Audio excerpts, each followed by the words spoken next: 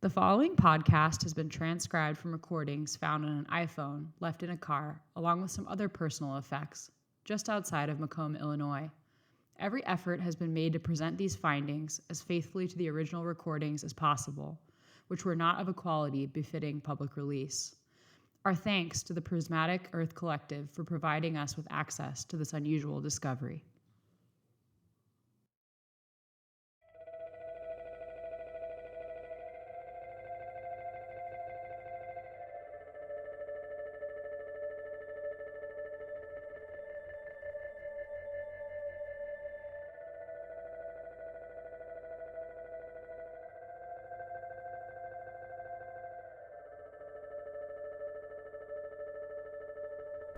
Okay. I'm about a quarter-mile west of the junction at Rudder Mill Road and Highway 15. Just sitting here in my car, about probably the equivalent of a block or so from the farmhouse. I haven't seen anything yet. I don't know that I will. I don't even know for sure what I'm waiting for. It's a nice evening out. Sun's probably about an hour from going down. When I got here, I thought maybe when the sun went down I'd head in there with a flashlight, but I don't know about that now.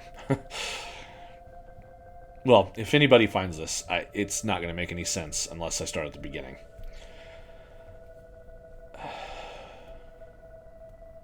Listen to music, but I don't want to run the car battery down and get stuck out here. This lyric keeps coming into my head. Would that it were all untrue. It's my favorite line from my favorite song by my favorite Chicago band, this short-lived rock outfit from the early 90s called The Brainstorm. I remember that line. I think about it all the time now, in remembering where this all started. Would that it were all untrue. I was sitting at a bus stop on Belmont in California, the neighborhood in Chicago referred to as Avondale, when I first saw the man. I almost opted to walk that day instead of waiting for the bus, but I was getting over a cold and the medicine I was taking made me tired, so I was headed into the studio for a session with a metal band from Milwaukee, some friends of mine. So it was shaping up to be an okay day in spite of my illness dregs. The man was wearing a yellow-green suit, this pukey color like something out of a disco in the 70s, and he had a flat cap on, that old cab driver style. When I sat down, he looked at me and he grinned. I smiled back, hoping that it didn't invite conversation. You never know what you're getting into on Chicago's public transit. It was usually harmless, but I just wasn't in the mood. He was talking to himself, murmuring under his breath, reciting something, it sounded like, and he kept reaching down to a plastic shopping bag filled to just about overflowing with random stuff. I was sitting there on the ground between his feet. On the bench next to us was an open Bible, and he or somebody had highlighted several passages. The bus was almost there, and when he noticed it coming down the street, he stood up, sighed deeply, tucked the Bible into the shopping bag, and nodded at me. There came 2 angels to Sodom at evening, he said, in careful, measured words. And Lot sat in the gate of Sodom, and Lot, seeing them, rose up to meet them. What? I asked. He just nodded again, as though satisfied. When I knock on your door, he said, studying me, and his tone was warm, friendly, despite the oddly ominous implication of his words. I will knock only twice, but he will keep knocking. What? Who? Do not indulge him, he replied. There was something like wonder in his voice, or he will never stop knocking. I suppose the confusion on my face said it all, because he laughed out loud as he boarded the bus, and I let the door shut. I didn't want to get on the bus with him. It pulled away, and I saw the shadowy outline of his head framed in one of the windows, watching me. 2 hours later, I got the call about my dad.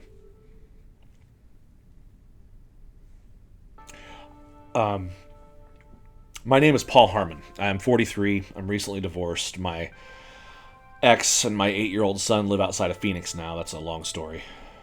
I'm a record producer and audio engineer at a little studio I co-own in Chicago. We do a lot of commercial work, jingles, things like that. We also get a fair share of indie musicians looking to get their feet wet without breaking the bank. Recording's all I ever really wanted to do.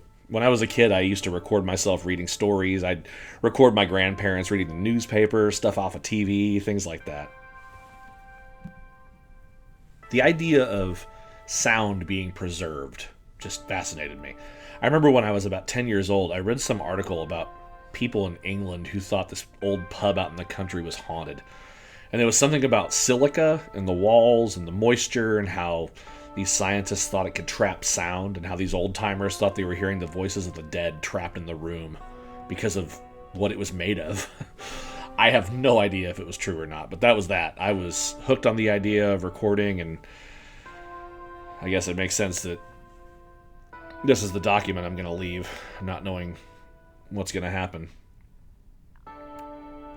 My first instinct that day was to laugh, was to just chalk it up to those bizarre happenstance encounters with strangers that you see in, indie romances. It made me think of the Terry Zwigoff movie Ghost World, for whatever reason. The guy at the bus stop, that whole thing. My dad, Richard Harmon, vanished from a motel off of Highway 116, about 40 miles southwest of my hometown of Galesburg, Illinois, 3 months ago.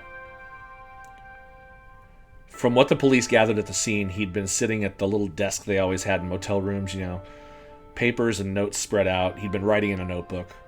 A cigarette had been burned down to the filter in an ashtray on the desk. The motel owner thought it was weird when he didn't check out on time, and after giving him almost another full day, she'd knocked on the door and then used her own key to go inside. From the look of it, he'd been sitting there smoking, writing, and then he was gone. She waited another few hours before calling the police. They did a search of the area, told her to wait another day if she could, and when he still didn't appear, they called me. And less than 24 hours later, Richard Harmon was officially a missing person. My dad made maps. His official job was Geographic Information Specialist, which is to say that he was a map maker, a cartographer. There are lots of other job titles beyond that in this field, obviously. It's one of those careers I think most people don't really think about. Anytime I told someone about it, I think they envisioned this old-timey looking sailor charting the ocean by candelabra or some shit. In reality, it was a middle-aged guy cruising down highways, making notes about bridges, rerouted rail lines, that kind of thing, and then transferring those changes to software for new versions of atlases, those free maps you got at rest stops, that sort of thing. His company dealt mostly with print. GPS changed things, obviously, toward the end of his career, but the process was still the same. People still use paper, and records had to be kept, so he kept them. He'd started out in the field, traveling all the time, gradually wound it down to a roughly 200-mile radius around Galesburg, and for the last 5 years or so, he'd been retired for all intents and purposes. He spent more time in front of a computer in recent years than he used to, and I know he didn't love that, but he knew how to check field data better than any of the other guys he worked with, and he'd head out on the road with these big printouts of photos taken by plane, checking the landscape against previous versions. By the time he'd get home, he'd have scribbles and notes jotted all over those things. Some of the notes were obvious, but some of them were practically in code, a shorthand that only he understood after nearly 4 decades in the business. He used to carry those little spiral Mead notebooks with him all the time. Those little pocket-sized deals? He went through shit tons of those. I remember I used to get him one for his Christmas stocking every year, and every time he'd chuckle and say, "Thanks, bud, I wonder if I can find a use for this." He had shoe boxes full of them in our basement, with homemade tags indicating the year and the state and all the info he needed to catalog them. I don't know, or didn't know, for a long time, why he kept them for so many years. It seemed a bit pointless since he eventually had to transfer the data to the software, but that was his process. Anyway, I got the one back that he'd been writing in when he disappeared, along with his wallet and his keys, all that stuff. His wallet, Christ, his wallet was always stuffed full of gas receipts, motel names, and all that. Just this fat, ugly-looking thing. Anyway, I don't think the police really looked too closely at the notebook. It looked the same as the others I'd seen for the last 40-odd years, so I didn't think to look much at it either when I got everything back. I didn't even open it until about 3 weeks later. I've been going through the house trying to figure out what to do with his stuff in the event that, But I was having my coffee one morning, and there it sat on my table, so I opened the cover. There were 10 or 15 pages of notes, highway numbers, random things that didn't really make sense to me about old versions of maps and whatnot. And then there were 3 blank pages. And the next page after those had this symbol. It was a circle with numbers that ran all along the inside. Seemingly random sets of numbers that he divided up into groups with thick lines between them. Groups of 2 or 3 or 4, sometimes the occasional number on its own. They were clearly categorized in some way, and every now and again one of them was circled and dated, and one of them had a series of stars next to it, indicating, I guess, what appeared to be some degree of importance. December 12th, 1973. And on the next page, he'd started writing to me. Paul, it said at the top, and then under that, just 3 words. I killed her.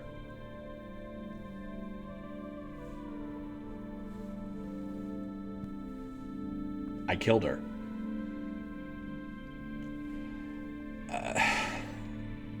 I didn't know what to make of it. It didn't leave much room for misinterpretation. I killed her. My hands were shaking when I closed the notebook, and that's when I decided that maybe another trip to Galesburg was in order. To take a harder look at some of my dad's things and try to figure out what the hell was going on. I grew up there in Galesburg, as you probably guessed, but my dad lived there his entire life. My mom worked as an administrative assistant at a rubber factory for a while, and then she was a children's librarian for a few years before breast cancer got her at 62. My dad, it's hard to say even now how he took that. We were close at one time, Rich and I. Always shared an affinity for old monster movies, sports, some music, though he never really got my heavy metal face in high school, and that was okay. He was sort of into amateur genealogy before that became a thing, and I think it fed into his professional life, how much he loved maps, and, all of that as a profession, the study of overlapping histories, right? The shifting nature of communities and places and how they connected to each other.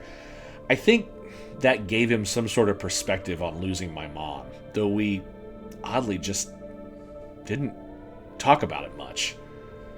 We mourned her in our own ways, and it did create a bit of distance, I think, though him still being in Galesburg and my being in Chicago was part of that. I mean, that's natural, I think. We've been estranged for a few years, though, since all of that, and hadn't really talked much in probably 5 years or so. That kind of thing happens, and people make assumptions, but the truth is it's rarely one thing. Adults, no matter who they are, friends, parents, and kids, whatever, disagree on things to an extent sometimes that it becomes a matter of self-preservation to walk away.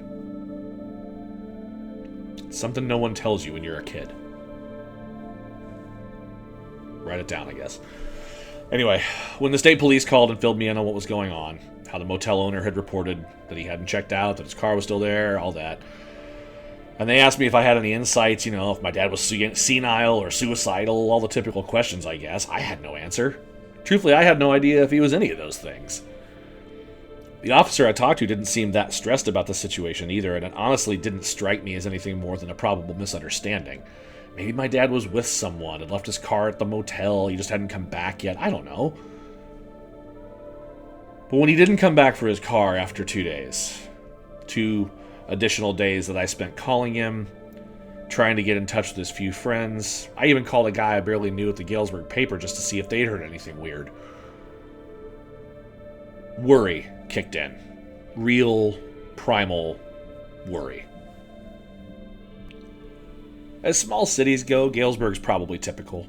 It has Knox College, a well-known liberal arts school, and it has some historical significance as both a railroad hub over the previous century and the poet Carl Sandburg's birthplace. Neither of which meant much to me as a kid, but somehow had some odd value to me as an adult. I remember about 10 years ago getting into a real argument with a guy in this uptown bar about how railroad towns should all die, how rail travel was dead. I almost took a swing at the guy. I had a deep-seated affection for Galesburg, and also some feelings of resentment. Unjustified, maybe, but still there, especially after the factories all closed and the town succumbed to a kind of cultural paralysis in the face of such sudden drastic unemployment and crime and uncertainty. Most of it was petty, some of it not so much. It made me angry, seeing that happen to a place that held such meaning for me. So, my attitude toward visiting really depended on my mood at any given time. Sometimes it felt like a gift. Other times, I wanted to turn right back around and never come back. There was always value in a town. My dad always said that when he was modifying statistical data of some backwater little place for work. And that history, no matter how deep in the past you went, was always sitting there with us. So I tried to always keep that in mind. I stopped on my way in and got dinner at Pizza House, my favorite pizza in the whole world, and had a couple of beers at a rundown little tavern nearby. I recognized a few locals, some worse for the wear, some doing pretty well, it seemed, and in the faces of everyone I saw that history Rich always talked about. Playing darts, shooting pool, putting some bad contemporary country song on the jukebox. I felt that pull of mortality plugging away at my high life and thinking about how it felt being back there. The abstraction of the idea that my dad was gone, of having no idea where he was, what had happened, and then thinking about Alicia and my son Patty all the way across the country. It was like trying to keep liquid gold in your hand and watching it just run through your fingers. I felt desperately, mercilessly alone.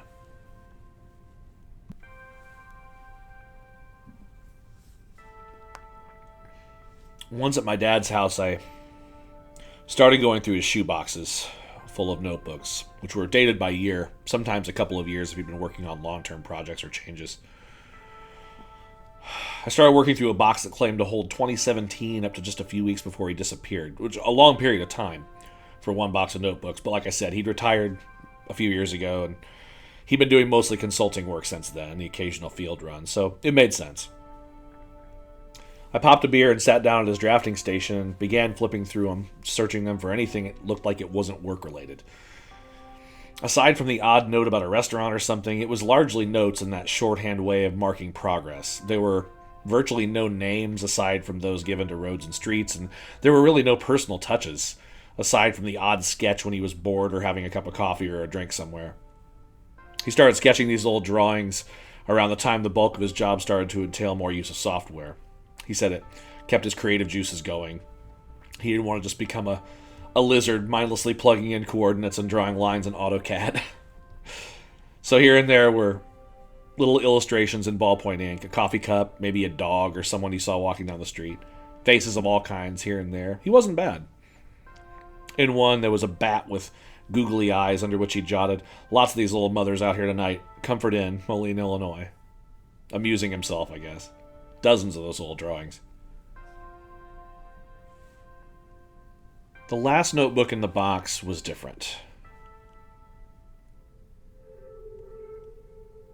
There were columns of seemingly random numbers on the first page, as well as many of the subsequent pages, and the sketches were more frequent, only they didn't make a lot of sense.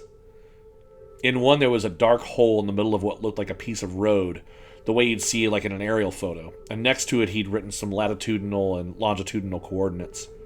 It looked like a sinkhole almost.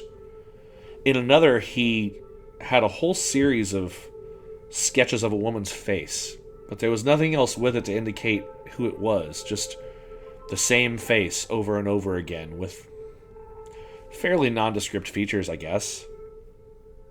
Here and there throughout was a little design that accompanied it. 2 vertical lines that came to a point with a straight line through the middle, topped with a curvy line, like pillars or maybe an icon that represented weather. A metronome, I thought. It looked almost Native American in the crudity of its style, though it didn't seem like a random doodle. On one page where that symbol appeared, he'd written, "Where are you?" in all caps. There were a lot of blank pages, as though he only came back to it periodically, and then, folded and stuffed into the back, paperclip to the final page, was a folded up sheet of newsprint, on which he'd drawn a huge circle like the one I'd found before, and the center of it was that same stick figure symbol like he'd been doodling in the notebooks. The circle had numbers and dates and notes all around it like the first one I found had. And this one was dated down in the corner about a year ago. He always dated his drafts so he could keep things in order, so it struck me that he was working on multiple drafts of whatever the circular diagram was. But there was nothing in the numbers that seemed relevant to me. The dates were meaningless as far as I was concerned. The patterns of numbers didn't make any sense. It looked like a decoder ring or something. A cross between boredom-induced scribbling and something very specific. Attached to that giant folded sheet was a star chart, one of those vintage-looking maps of constellations. On a page at the end of the notebook was a list of phone numbers, headed by the words, "in case of emergency." Look, we've probably all known people who had parents, grandparents, an elderly family member who went off the rails at the end of their lives. Maybe it's happened to you. I remember visiting my grandma in her nursing home shortly before she died, and she didn't know who any of us were. Beyond that, she was telling stories about things that didn't happen, using the wrong names, as though she was tapping into someone else's memories. I stared at these little sketches of this strange woman's face, and I just thought to myself, was my dad going crazy? Alzheimer's? Dementia? A good old-fashioned breakdown? I tried to think logically about what to do. Rich's social circle was practically non-existent. He was a quiet, private guy. And while he certainly had his acquaintances, there really wasn't anyone but his best friend Hugh and a couple of other old colleagues, though the random phone numbers made me think that maybe there were others he'd been in contact with before whatever happened. Part of me wasn't sure I wanted to even start calling them. I just couldn't help envisioning bad movies where someone found out that their mother or father had another secret family or something. We didn't have that much of a relationship, but I didn't really want anything that made me feel bad about him after the fact. Like, killing someone. But I figured he'd already pulled that trigger by starting his note to me. I had to know what he meant, what it meant. I called the first number, which turned out to be a hypnotherapist in Peoria, a Dr. Michael Gordon. They wouldn't let me discuss their patients under the guise of HIPAA, which I found a bit odd for someone who hypnotizes people, but it was what it was, and they would only confirm for me that my dad had, in fact, visited their office on 2 separate occasions earlier that year. Second number was one I recognized, but decided to call it anyway. I don't know why. It was Alicia, my ex-wife, who, according to her voicemail recording, had gone back to her maiden name. I felt like a fool. Pathetic.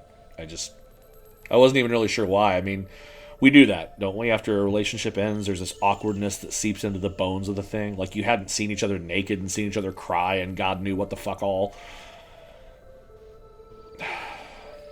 I let the voicemail play out and asked her to have Patty call me. New school in a new state. I'd been worried about him, and I sent him some comic books every week since they'd been gone. Anyway, Alicia hadn't mentioned talking to my dad recently, so I figured that wasn't really anything I needed to worry about. The third number was answered by a cheerful-sounding woman with a rural drawl who told me that I'd reached the Gold Star Diner. I assumed it was a wrong number and hung up. The fourth number was no longer in service, and the last number was where things started to get somewhere. It was Rich's best friend, Hugh. I hadn't talked to Hugh in a while, and I felt bad about it, but time got away and all that. He and my dad had worked together for decades, starting in the early 70s, and they used to do field runs together for the mapping company on the roads for days or weeks at a time. He asked how things were going at the police, if there were any updates, and I told him no, and he'd be the first to know if I heard anything. I meant it, too. I'd be inclined to call Hugh first, before Alicia, before anyone. He knew Rich best. There was no question there. I asked him if my dad had a girlfriend, as far as he knew, and he said none that he was aware of. He said that Rich hadn't been inclined toward relationships very much after my mother had passed away because of the road. And I said I knew that to be true, but from what I could gather, my dad's actual workload was next to nothing, winding itself down to retirement. But I was finding receipts from all over the state. Hell, all over the Midwest. Gas stations, restaurants, roadside motels, hotel chains. There were notes in his notebooks from trips across Illinois, Iowa, Missouri, Wisconsin, as far down as Nashville and Alabama on a couple of recent runs. It made no sense. I told Hugh that the reason I asked about a girlfriend was the sketches I'd found of the woman's face, and that I'd also found a map that had Hugh's name on it. This part seemed to intrigue him more. He said the sketch was likely just a napkin doodle Rich made while he was waiting for coffee somewhere or something, but he asked what the map consisted of. I said there was an Illinois map with a county detail for Baldwin County in the southwest, and there was a little road circled that said Tanner Road, Hugh, followed by another section on the same map just outside of Galesburg, a T intersection that my dad had circled with a date, April 9th, 2002, and an arrow pointing back to that other spot, the one that said Tanner Road. I asked if any of that meant anything to him, and he said not really, but he noted it could be a series of trap streets. Hugh went on to explain that it was a kind of tag for map makers, the same way graffiti artists would have a visual signature. He said that trap streets were used in map making to keep people from stealing your work, and that everybody at the company had found my dad to be a bit obsessive over the years about trap streets and having his work stolen or modified for some reason. It was a fake name for anything, a street, a town, a river, that would prove someone to be a fraud if they used it in their own map making. Let's say you make a map, Hugh explained, and you add Paul's Lake to it. But there is no Paul's Lake. But no one else knows that. So a competitor trying to make a quick buck nicks your map, there's Paul's Lake, boom, you can prove they stole your work. Sometimes they call it a beaver map, a map that's totally fake just to throw competitors off the trail. Believe it or not, he said, at one time this was a competitive business before Google got their cars on the road. I asked if Rich made a habit of using trap streets or beaver maps, and he said that as far as he knew, he did it all the time. All the damn time, he said. He'd throw little notes in there to himself. It was part of his process. Weird purple house or dick-shaped tree, stuff like that all the time, just to note where he was, and then he'd build trap streets into all of his maps. He was in the field so much in his earlier days, those were like his version of breadcrumbs, you know? I remember one time, there was this weird cul-de-sac that he called Paul's Broken Big Wheel. I thanked him for all of his help, and I told him I'd have to visit soon. He said retirement was okay. Ain't nobody out here but us chickens, he joked, and said that he spent a lot of time fishing and a lot of days drinking his lunch. He said he pulled a 10-inch bass out of Lake Cameron a few weeks before, and that he'd love to take me out there fishing someday when I had time. I said we'd do it soon. With not much else to go on, I did what seemed like the most logical thing to do. I hit a drive-thru for a sandwich and a cup of coffee, and I followed my dad's map out to that circled T intersection, just past the Galesburg city limits. It was a bright summer afternoon, the temperature was just right. I rolled the windows down and gave a honk as I passed the Bluebell Drive-In. Michael Ambrose was out in front changing the letters on the sign, and he waved. Mike and I had gone to high school together. I turned on Bluebell Road and my tires hit the gravel. I dropped my speed back a bit as the dust kicked up in the white summer sunlight. The T intersection on the map was just a few miles ahead, and I tried to relax and take in the landscape. When I was a kid doing the occasional field run with my dad, it felt like being just this far out of town was a million miles away. I cruised up to the T with no other cars in sight. pulled over to the ditch that ran along a cornfield, and parked.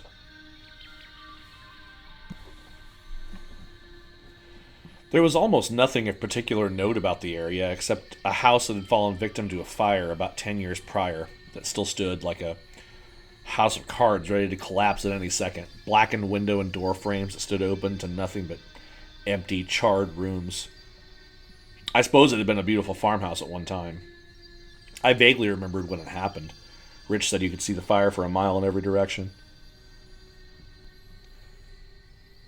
A long gravel driveway ran back to what I assumed had been a garage, but now was just a big empty space in the landscape where grass grew in sporadic patches. And a gnarled tree with low-hanging branches, the leaves a rich dark green, offered some shade in a wide circle. I walked up the driveway, checked my dad's map again, and then tucked it back in my pocket. This was the place, but as far as anything of note, I sure wasn't seeing it. Another little pocket of landscape that held some sort of secret relevance for Richard Harmon and no one else. I walked along the driveway and followed it around the back of the house. The fire had clearly started in the front somehow, as the back had burned, but nowhere nearly as much. I called out, "Hello? Hello?" I don't know why I felt the need to see if someone was there, but I guess you never knew. There was a bit of shelter, enough for some homeless person or kids looking to get high. At least I considered that's what my dad must have thought. Because just inside the back door, past the big orange sticker on the porch window from the city of Galesburg that read "Condemned," there was a tattered, weather-stained flyer stuck on a nail that jutted out of a door jamb. On it was a black and white photo of a woman I didn't immediately recognize, but she looked an awful lot like the sketch in my dad's notebooks. She had dark hair that came down around the side of her face, and an attempt at a smile played at the corners of her thin lips. Under the photo it said, in carefully written block letters, "Have you seen this woman?" And beneath that was a phone number. Rich Harmon's phone number, in point of fact. Under that was another line, more hastily scrawled this time, that said, "If you have seen this woman, please call the number above. Possible reward." I pulled the flyer down and stared at it for what felt like a long time. That's when I noticed that there were definitely remnants of someone having been there recently, in that ramshackle, whatever the fuck you call it, of a house. There was barely any shelter left, a patchy piece of roof here and there. There were some dirty clothes off to one side and what looked like the remnants of a fire someone had made to keep warm. It was a ratty old sleeping bag, too, near the clothes, and some empty cans. Maybe someone had been using it as some kind of makeshift crash pad after all. The thought creeped me out, to be honest. I walked back outside and sat down on the back porch steps, careful to mind the rotting wood that was spreading around the back of the house. Some birds landed near my feet, nosing around the steps, and I stared out at the cornfield that started some 20 yards ahead and went on for miles to the west, probably belonging to a farmer in nearby Monmouth. I stood up, folded the flyer, and stuck it in my back pocket. I started back toward the driveway when I noticed two big black crows poking at the edges of the foundation near the steps where I'd been sitting. They were hollow underneath, and I could see a little mound of earth there. I knelt down on the dusty ground and leaned over, squinting to see what they were poking at.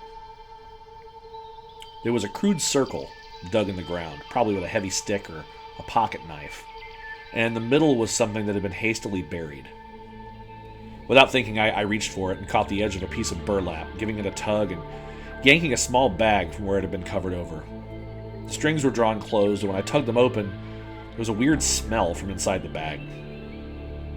I shook out the contents on the ground and discovered a small, roundish object covered with a piece of formerly light-colored cloth, stained a rusty brown with what looked a lot like blood. I worked a corner of the fabric free, and there, carefully wrapped up in the center, was this wooden figure, carved and clumsily painted. It looked like a woman holding a basket or something in front of her, and there was a baby inside. The woman's features were very primitive, dotted eyes and an open mouth as though she was crying out. It was disturbing at best. On the bottom of the thing were the initials TP, and next to that, 1963. I wrapped it back up in the cloth, then stuffed the cloth back in the bag and took it with me. I wasn't sure why. It had certainly been put there on purpose. Hidden, I thought. But I felt like I had to take it. Maybe it was the flyer that my dad had obviously posted in that house for whomever might stumble on it. I mean, who did he think would see that? And why would he post his phone number? I could only imagine how many cranks he'd gotten. The flyer looked like it had been there for God knows how long. I drove back to my dad's house, put the bag and the wooden figure in a priority mailbox, tucked in the flaps, and set it aside with the rest of the things. Then I called Hugh again. 2 calls in one day, he said, but he sounded tired, a little off. Drunk, I guessed, or hungover from day drinking. I told him I was concerned about the sketch, about the prospect of a woman in my dad's life who wouldn't know what was happening with regard to Rich's disappearance and all, and if he was sure that my dad hadn't mentioned someone. Hugh paused for a long time. Then I added that I'd found the flyer, the missing poster I suspected my dad had made, and that I really needed to find out who the woman was in the picture. Again, a long silence, and finally Hugh asked me what she looked like. Dark hair, I said, just past her shoulders, her thin lips, 17, 18 maybe, young for sure. He sighed deeply and said, "Paul, what are you doing right now? Can you come over?" "Sure," I said. And then he said, "Bring a map. That map with my name on it, and bring the sketch of this girl. I'll tell you all about it." "All about what?" I prodded. "It's too much for the phone," he said, and asked if I could stop for some beer on the way. I said I would, but that he was starting to worry me. "Hugh," I said, "what happened?" "We were there," he said, "the night she went missing." I told him that Rich had left a note indicating that he'd killed someone, and that's where this had all started. "He said that?" Hugh said, and I could hear his voice break a little. "Did he?" I asked. "Did he kill this girl?" I heard Hugh take a swig of something, and then he took a deep breath before speaking again. "I wish it was that simple," he said. "Come on out. I'll tell you everything I know about your dad and that girl."